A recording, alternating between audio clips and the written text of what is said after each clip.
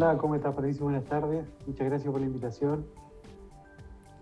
Bueno, comencemos esta conversación. Quiero preguntarte, Carlos, ustedes han realizado una suerte de diagnóstico, ¿no? Comparando, un diagnóstico comparativo a los niños y niñas que ingresaron al programa de la Fundación entre el 2020 y el 2021. ¿Qué cifras arrojaron o qué diferencias arrojaron estos diagnósticos comparativos, Carlos? Mira, un poco de historia. El Ministerio de Educación desde ya hace años viene informando que 2 de cada 3 niños no logran aprender a leer adecuadamente desde segundo hasta cuarto año básico. Eso eran las cifras históricas con las cuales nosotros trabajábamos y echamos a andar los programas de rescate lector, el de formación de docentes, el apoyo familiar que tenemos funcionando ya desde hace 15 años en la fundación. Luego, cuando empezó la pandemia, nosotros hicimos el diagnóstico de los niños que atendimos. Los 2 años de pandemia trabajamos de forma remota a través de videoconferencias. Y el primer año de la pandemia, los niños de primero, alrededor del 50% de ellos no sabía leer el año 2020. Y luego con el diagnóstico que hicimos el 2021, este 50% subió a un 64 o 65%. El problema grande es que cuando viene el efecto vacaciones, esa cifra aumenta. Nosotros estimamos que en este año 2022 vamos a tener del orden de un 70-75% de niños que están ingresando a segundo básico sin saber leer o con un nivel muy, muy precario de lectura. Entonces el efecto en la lectura propiamente tal de la pandemia ha sido muy fuerte y lo vamos a sufrir este año y el próximo, porque no es muy fácil recuperar la tremenda pérdida que tuvieron. Ahora, así como tú lo comentas, ¿no? Es posible que, así como la pandemia incrementó las brechas en otros aspectos de la vida, ¿no? Estoy pensando en un tema muy dramático, por ejemplo, en el avance de los derechos de la mujer, que hay estudios que dicen que retrocedió 10 años. ¿Es posible entonces que estas brechas también se hayan estimulado en esta materia, por ejemplo, para los sectores más desprotegidos? ¿Se haya desequilibrado aún más la balanza de lo que ya venía hasta antes de la pandemia? Por supuesto. El Ministerio de Educación, con el inicio de la pandemia, junto con un modelo de simulación del Banco Mundial, hizo una proyección del impacto que tendría el aprendizaje en el que estuvieran 10 meses las escuelas cerradas, 6 meses las escuelas cerradas. Finalmente tuvimos casi 1 año y medio, 2 años las escuelas sin atender. Y los resultados en esa simulación ya señalaban que el retraso iba desde un 65 hasta un 95% de pérdida en el aprendizaje, dependiendo del nivel de vulnerabilidad de los niños. Eso significa que los sectores más vulnerables, de acuerdo a lo que el Ministerio de Educación y el Banco Mundial informaron, la pérdida gira en torno a 1 año, 3 meses de pérdida en el aprendizaje y en lo que tiene que ver con el desarrollo de los niños. Uno tiene que pensar que en los niños de 6, 7, 8 años, esto es primero, segundo, tercero básico, la escuela cumple un rol sumamente importante en lo que se refiere al desarrollo integral de los estudiantes. No solamente es aprendizaje, en los niños más pequeños tiene que ver con habilidades sociales, tiene que ver con el desarrollo emocional, tiene que ver con el desarrollo físico, tiene que ver con el desarrollo cognitivo. Por lo tanto, es muy sensible estos casi 2 años en que los niños no pudieron ir a las escuelas, producto del cierre de ellas en la condición de pandemia. Nosotros lo que tenemos hoy día es un año completo de desarrollo de los niños que se perdió, y eso especialmente en los sectores mucho más vulnerables, lo que significa que si teníamos una brecha de aprendizaje antes, esta se incrementó mucho más, tanto porque los sectores más vulnerables no tenían tanto acceso a Internet como lo tenían otros sectores de la sociedad, como también la capacidad de los mismos establecimientos para poder brindar educación en línea que pudiera ser útil. Y la tercera variable es que las familias tampoco tenían las competencias y o las capacidades de poder ayudar a su hijo en el hogar para poder recuperar en alguna medida la pérdida que estaba produciendo, producto de que los niños no iban a clase. Es decir, bueno, las crisis van generando, ¿no?, consecuencias que son multidimensionales. Eh, ¿Cuáles son las consecuencias que pudiéramos esperar en la vida futura de estos estudiantes, el diagnóstico que ustedes hacen, Carlos? Mira, yo creo que la primera consecuencia es el enorme desafío que van a tener que enfrentar los colegios para poder tomar a estos niños y generar el nivel adecuado de educación, estimulación necesaria para que puedan acceder a un aprendizaje relativamente normal. El ser humano es flexible y el ser humano con nutrición adecuada evoluciona y se puede recuperar.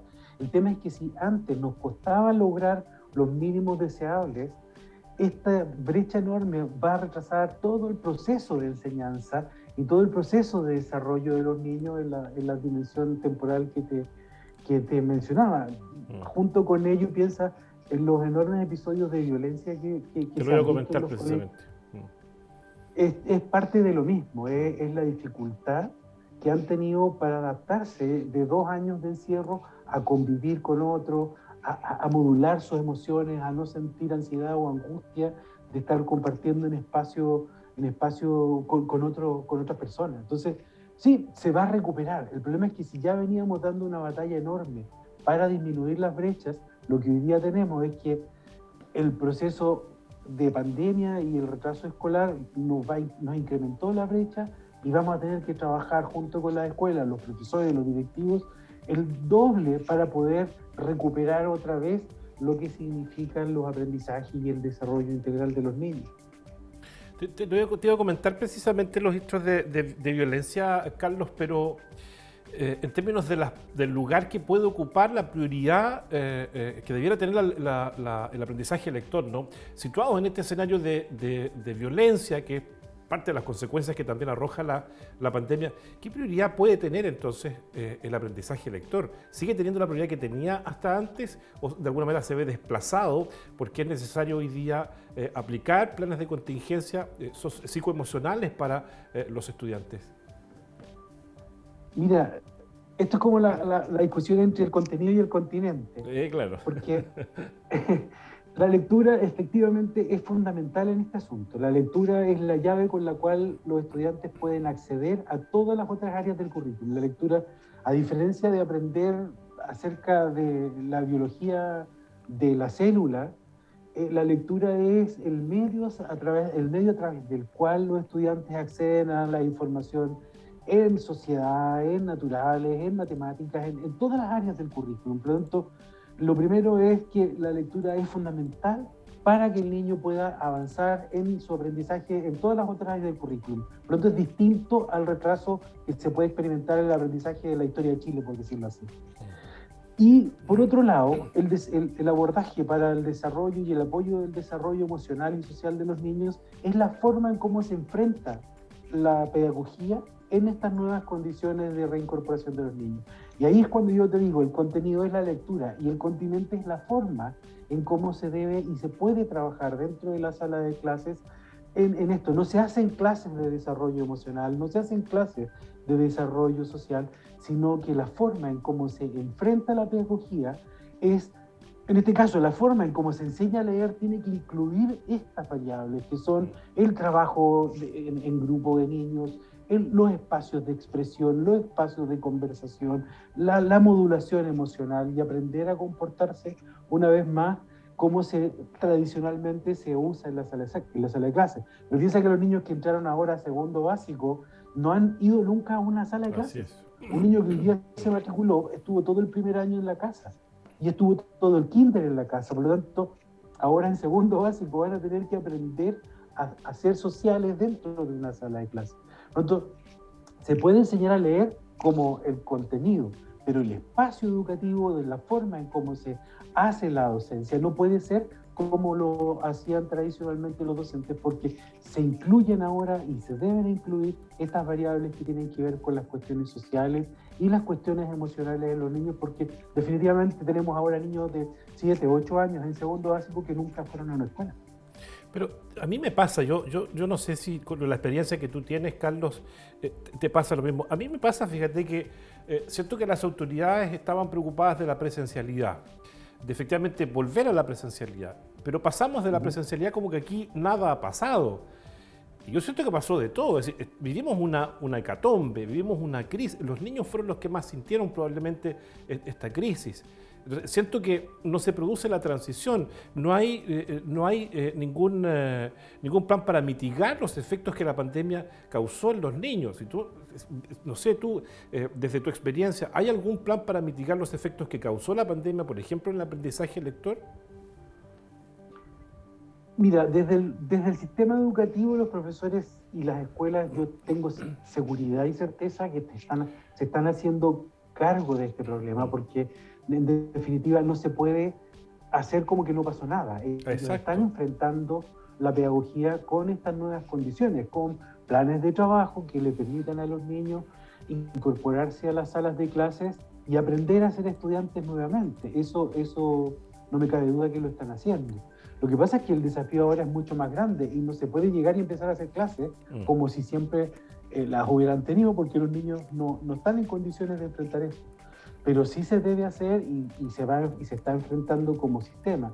También tengo entendido que dentro de las prioridades que ha establecido el Ministerio de Educación para abordar este año, tienen indicaciones y están trabajando en dar orientaciones para efectivamente apoyar el desarrollo biopsicosocial de los estudiantes para poder efectivamente hacerse cargo de las consecuencias del encierro y de la pandemia. Yo creo que no se ha visto mucho públicamente lo que se está haciendo, hay indicaciones, y en el caso particular de nosotros como fundación, estamos trabajando en la fase de negociación con las nuevas autoridades para poder echar a andar nuestro programa 2022.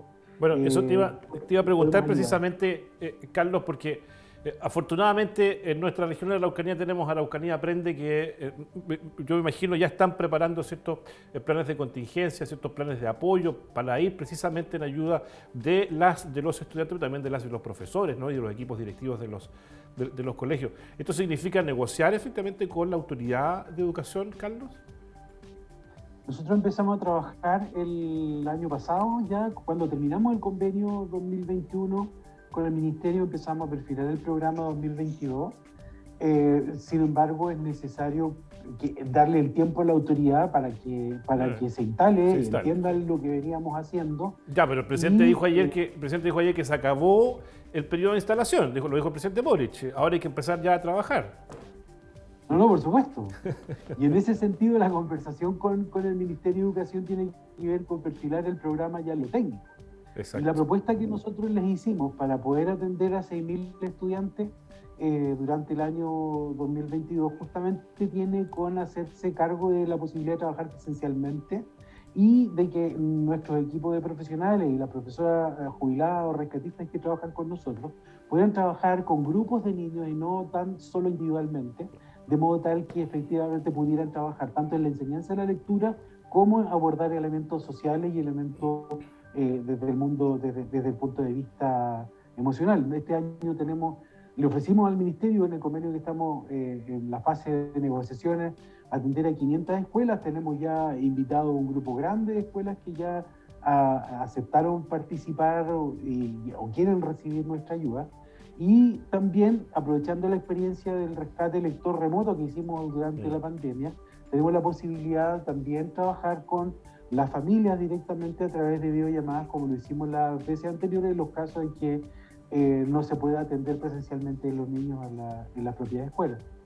Yo creo que vamos a tener pronto luces positivas de ello porque hay buena voluntad de seguir trabajando en conjunto. Y un aspecto importante también es que en esta conversación nosotros también vamos a trabajar, o le planteamos trabajar con la región de O'Higgins, la región del Maule, Biobío, la Araucanía, los ríos y los lagos. Es decir, el trabajo y el aporte que ustedes pueden desarrollar en esto, Carlos, es clave, ¿no? una cantidad importante de colegios que va a complementar lo que están haciendo los profesores, las profesoras, los equipos directivos de los establecimientos, además lo que están haciendo las autoridades. Bueno, vamos a estar atentos a eso, Carlos, cómo les va con el ministerio, esperamos que les vaya bien y esperamos también tener la primicia de cuando les den el sí para continuar desarrollando el trabajo que ustedes han venido ya haciendo por 15 años. Te agradezco esta conversación, Carlos, que tengas buena tarde. Muchas gracias por la invitación y este espacio para poder comunicar a la comunidad en que estamos y que vamos a enfrentar este año. Muchas gracias. Siempre dispuesto, Carlos. Nosotros somos fan de ustedes, así es que nos gusta mucho el trabajo que hacen, así es que cuenten siempre con este programa, al menos para la difusión de sus actividades. Un abrazo. Abrazo, muchas gracias. Chao.